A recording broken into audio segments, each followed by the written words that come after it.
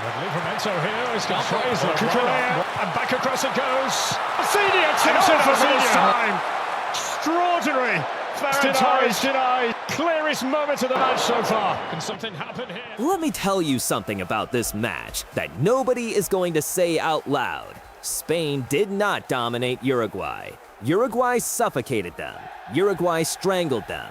Uruguay made the best possession team in the world look like they were playing in quicksand for nearly 90 minutes.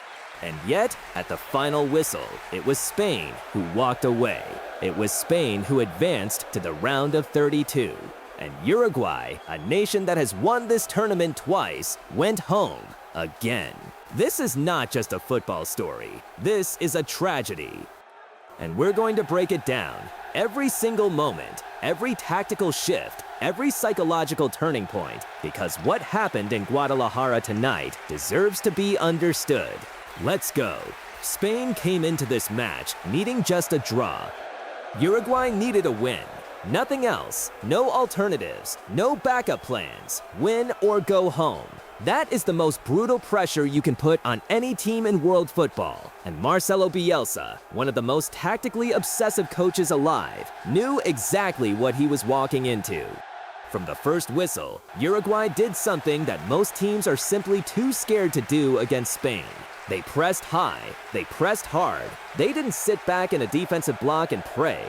They went at Spain in their own half. They disrupted the passing lanes. They made Pedri and Rodri uncomfortable in the first 10 minutes in a way that genuinely shocked the Guadalajara crowd. Uruguay had 32% possession by the end of this match, but in those opening exchanges, you would never have guessed it. La Celeste were alive. They were aggressive. They were desperate in the best possible way. But here's what made Spain so dangerous, even through all of that. They didn't panic. Not for a single second. Luis de la Fuente's side had this quiet, almost eerie confidence that comes from knowing your system is built to absorb pressure and then explode when the moment arrives. Lamine Yamal, the 18-year-old who moves like electricity, was being man-marked by Uruguay's entire right flank. They had a plan for him. They had studied him. And for large stretches of the first half, the plan was working. Yamal was quiet, unusually quiet, so Spain shifted. Marcos Llorente started making aggressive overlapping runs from right back. Mikel Merino dropped deeper to recycle possession, and Alex Baena, operating in the half spaces between Uruguay's defensive and midfield lines, started finding pockets of space that the Uruguayan shape simply couldn't account for. Then came the 42nd minute, the moment that decided everything. Marcos Llorente picked up the ball on the right side, drove forward, and whipped in a cross that was not easy to deal with, but it was manageable. Alex Baena controlled it, spun on a dime, and hit a shot on the swivel. Not a thunderbolt, not a screamer. A technically demanding, instinctive finish that required composure under pressure. Fernando Muslera, Uruguay's veteran goalkeeper, the most capped keeper in their history, got two hands to it. He had it, his body was in the right position, and then the ball went through him, into the net.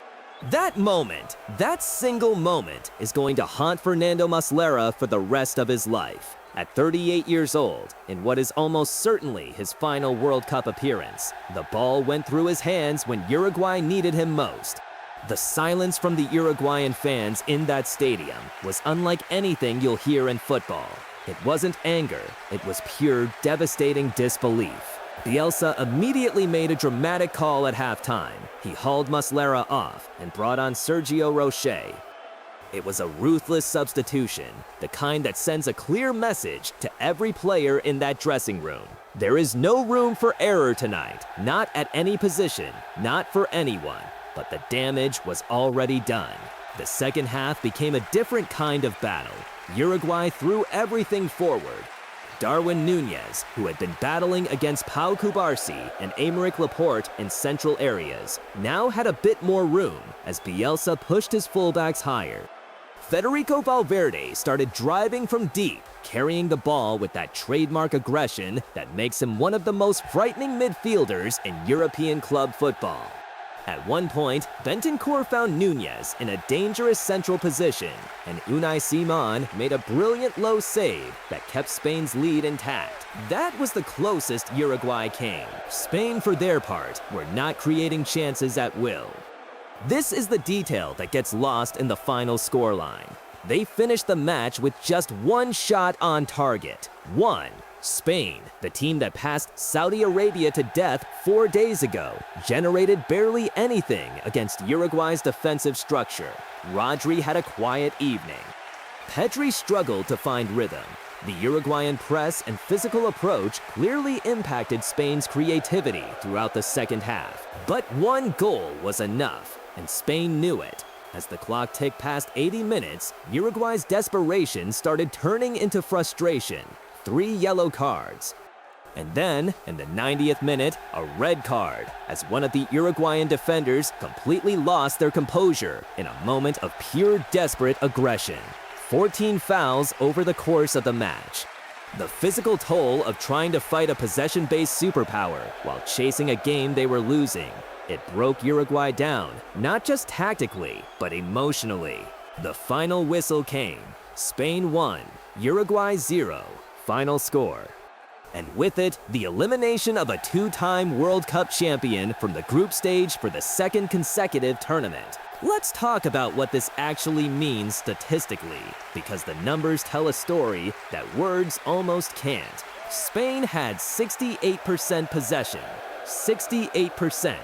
Uruguay managed just 1 corner kick in the entire 90 minutes. 6 total shots for Uruguay, only 2 on target, and their keeper had 0 saves because Spain barely troubled him after the goal.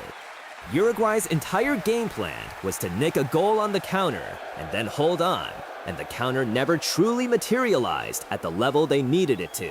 And Spain, they advanced to the round of 32 as Group H winners. They finished the group stage with 7 points. They conceded nothing to Cape Verde on Matchday 1, dismantled Saudi Arabia 4-0 on Matchday 2, and now this. 3 games, 3 wins, 0 goals conceded across the full tournament. Spain are not just advancing, they are rolling through this World Cup with the kind of defensive solidity that their 2010 champions would have recognized immediately. But let's not bury Uruguay without giving them their due, because what Marcelo Bielsa built in this tournament was genuinely impressive. His team outpressed Portugal in patches during the group stage. They made France work harder than France wanted to work. Against Spain, they committed 100% of themselves to a game plan that, without Muslera's error, might have produced a completely different scoreline. They had 5 offsides, meaning Nunez and Canobio were making the runs, they were getting in behind, the movement was right. The execution just wasn't there when it mattered most. Bielsa's future as Uruguay coach, it's hard to see beyond this moment right now. 2 consecutive World Cup group stage exits, the second time in a group that was genuinely winnable. These are results that define coaching tenures. And while no one is questioning his commitment, his work ethic, or his tactical intelligence, results are results at a World Cup. For Spain, the road ahead is full of promise, but also full of danger. They meet the runners-up of Group J in the round of 32, and whoever that is, Spain will walk in as favorites. But the performance tonight showed that this team can be disrupted. Their attack, when faced with a well-organized defensive shape and a physical approach, struggled to unlock the door without a mistake from the opposition. 1 goal, 1 shot on target. That is not the output of a team that's fully firing. Luis de la Fuente knows this. You can be sure that film session the day after this match is going to be long and detailed. Here is the bottom line, the thing you need to take away from everything that happened in Guadalajara tonight. Spain advanced because they were clinical when a moment of opportunity arrived. 1 chance, 1 goal, 1 win. That is the definition of tournament football at the highest level. Uruguay were eliminated because in the most important match of their tournament, at the most important moment of the match, the wrong hand moved the wrong way at the wrong time.